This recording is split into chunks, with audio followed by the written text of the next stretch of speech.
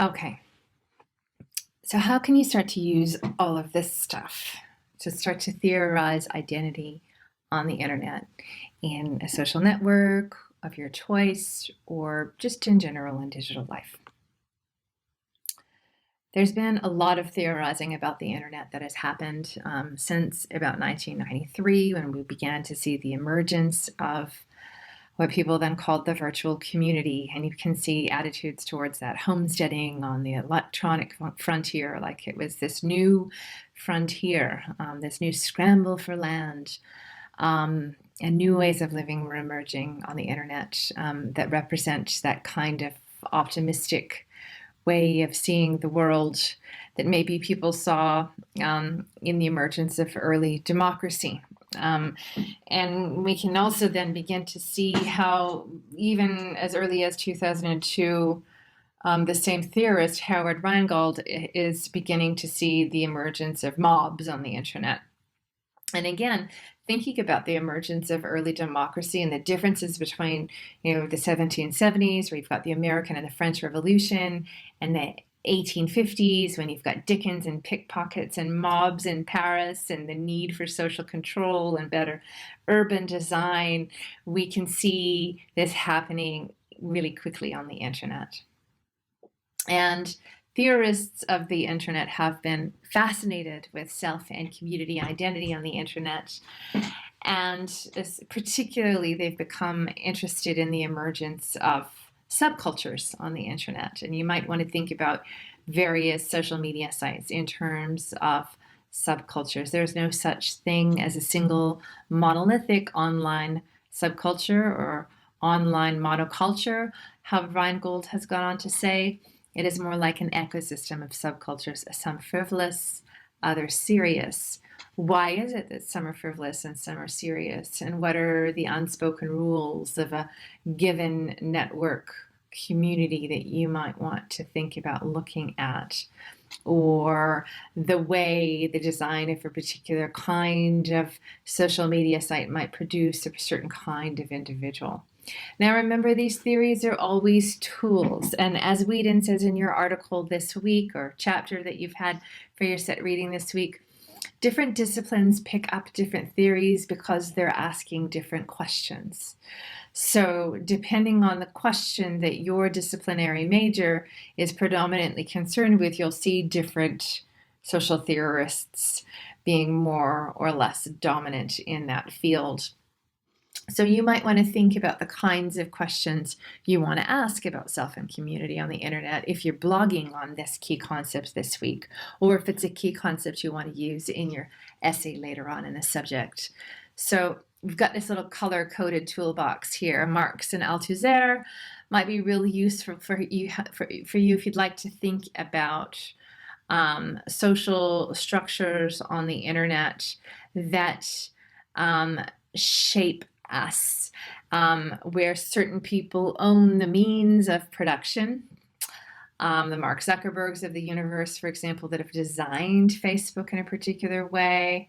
And think about Althusser's language of hailing using remarks. Like, how does the structure of Facebook hail a particular user? How does it address people as users? How does it what does it seem to say is important about interactions between people? How does it seem to structure social life? This is hard work, but you don't have to come up with some brilliant, waterproof, watertight way of theorizing it. Just have a go at trying to apply some of these ideas in the most basic ways. Or if you're thinking about gender on the internet or race on the internet, for example, you might want to think about Fanon or Butler.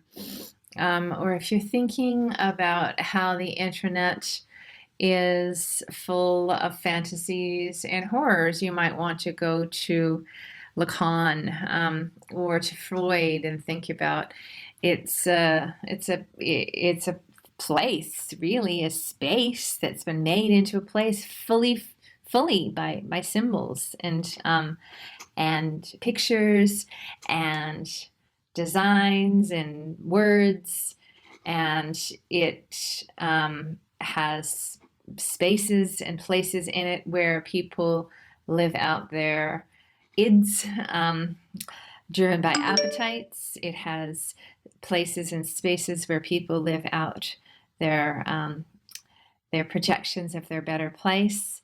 It has places and spaces that are driven by really the most horrific aspects of human nature, whether that's the keyboard warrior again, or it's something else, maybe on the dark web, for example. Or you might want to think about Foucault and institutions and docile subjects, and how the internet, now it's been around for a while, has helped shape us into particular kinds of subjects that have just internalized its norms without really thinking about them. So whichever questions you're asking about self and community identity, they're kind of going to determine which theorists you might wish to go to and how you might want to go back to parts of this lecture and quote from it. So for instance, if you're thinking about corporate power and identity on the internet, you might think about Marx and Althusser. Again, you might think about, the commons. We see this idea in that earlier book of Reinhold's where he's talking about the homesteading on the frontier, communitarian values, where people seem to own the means of their production. And then you might want to think about how that's changed over time. How free to be me are you actually now on Facebook and Instagram? How much of it is actually not just owned data by these large corporations, but corporations that control the script of yourself?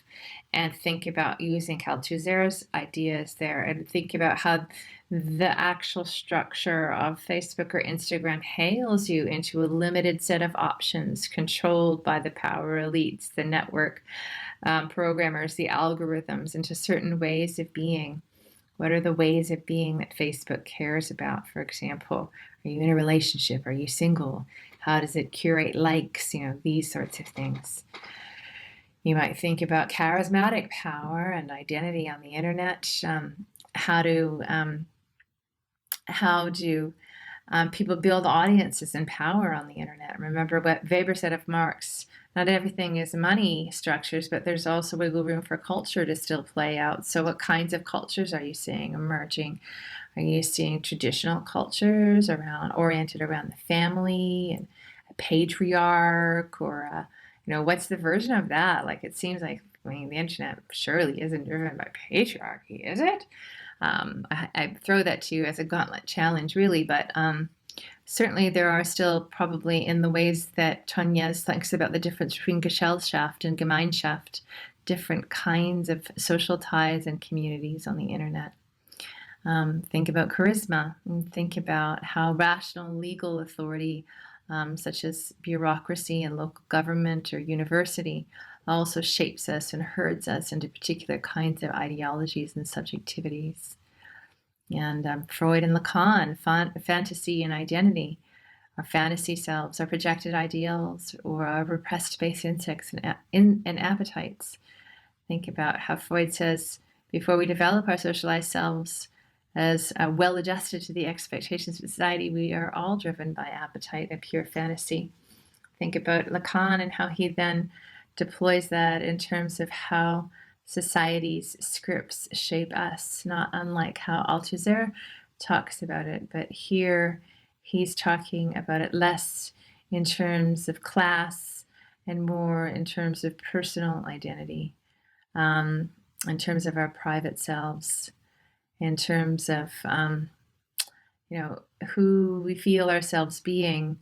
You might want to think about the relative anonymity of the internet and how it unleashes a space where social interaction can occur without the regulations and expectations of society, or as a space for fantasies and repressed selves to run free, for ideal selves to take on avatars, Photoshop selfies, and to take virtue signaling, or for our repressed base selves, where trolls and cyberbullies and porn consumers play out their lives. How do gender, race, and class work on the internet? Do the ideas about how self and community identity work in real life map exactly onto the internet? Are the ideas of Fanon still relevant on the internet, and how so? If we're not embodied in the way Butler describes in terms of performing gender, what are the markers that connect our bodies on the internet, whether that's through gender or class or race? What kind of tribes are we seeing emerge on the internet? Are they the same as class? Are they classless? Well, next week we'll start thinking about things like code switching, like how we can have multiple selves on the internet, and how we're developing an understanding of which languages we deploy for different audiences. Maybe you want to talk about different social media platforms and how you curate different kinds of communities and have different audiences for them. So that's the end of this week, and that's just some ideas of how you might think about applying these ideas of self and community to the internet if you're thinking of blogging this week. So thanks for following along.